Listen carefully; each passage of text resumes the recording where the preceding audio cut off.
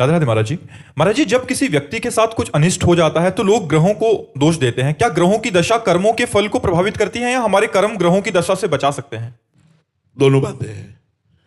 हमारे बुरे जब कर्म आने होते हैं तो जो नक्षत्र हैं वो उस बुरी दशा को ग्रहण करके हमारे ऊपर छोड़ते हैं हमारे कर्म के अनुसार। और अगर कर्म हमारा सही है तो नक्षत्र भी सही हो जाएंगे। वो कर्म की परंपरा से चलते हैं। जैसे अब हमको बुरा समय व्यतीत करना है, बड़ा कष्ट भोगना है, तो नक्षत्र बुरी दशा में बैठ जाएंगे जाके, क्योंकि कर्म के अनुसार भोग भोगना है। अगर हमारा सही समय आ गया है तो नक्षत्र जो है अच्छी दशा में बैठ जाएंगे। और एक दशा हम तुम्हें बताए देते हैं, यदि भगवान की शरण में हो तो 7.5 शनिचर रोज लगा रहे, कुछ नहीं उखाड़ पाएगा। भगवान की यदि शरण में हो तो ये बुरी से बुरी दशा में बैठ जाए, कुछ नहीं बिगाड़ सकते। शनि ग्रह से बहुत डर लगता है। जानकी नाथ सहाय करे तो कौन बिगाड़ सके न तेरो, शुक्र शनिचर राव के तो सब क्षण में हुई तेरे चेरो। जानकी नाथ जो पे कृष्ण चरण मन अर्पित तो करी है का नवग्रह रंक। आप विचार करो, भगवान की यदि शरण में हो, भजन करते हो तो ये ग्रह नक्षत्र कुछ नहीं बिगाड़ सकते। नाम जप करो, इधर उधर मत भटकना। एक आदमी हित धाम में मिला, वो कई लोहे के छल्ले पहने थे। हमने कहा ये क्या है? बोले घोड़े की नाल के हैं।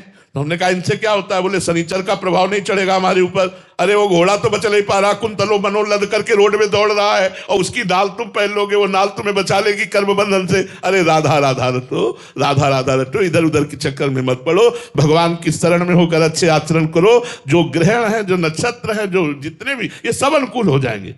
ये बुरी दशा में होने पर भी आपका मंगल करेंगे। क्यों? क्योंकि आप मंगल भवन भगवान की शरण में हो। हमें तो एक ही बात समझ में आती, राधा। जहां राधा वहां कोई बाधा नहीं। जिसको 7.5 चढ़ा हो, राधा राधा रटना। अगर कुछ बिगड़ जाए तो हमें बता देना। राधा राधा राधा राधा राधा।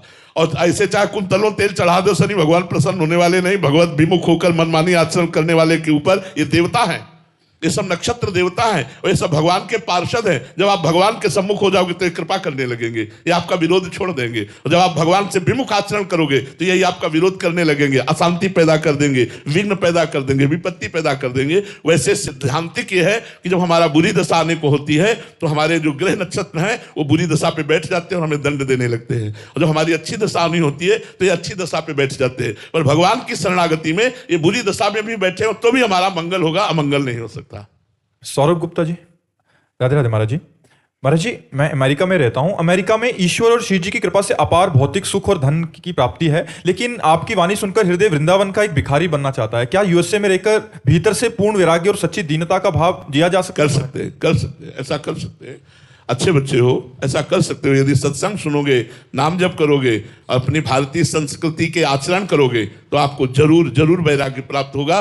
भोगों में रहते हुए चक्रवर्ती सम्राट महाराज अम्बरीश महाभागवत हुए, तो ऐसा नहीं है। अमेरिका में कई ऐसे शिष्य हैं जो ऐश्वर्य संपन्न है लेकिन खूब भक्ति, 8 पैर श्री जी की सेवा में लगे। तो ऐसा नहीं सकल भूमि गोपाल किया में अटक कहा, तो कहीं भी है हम उनका भजन करेंगे।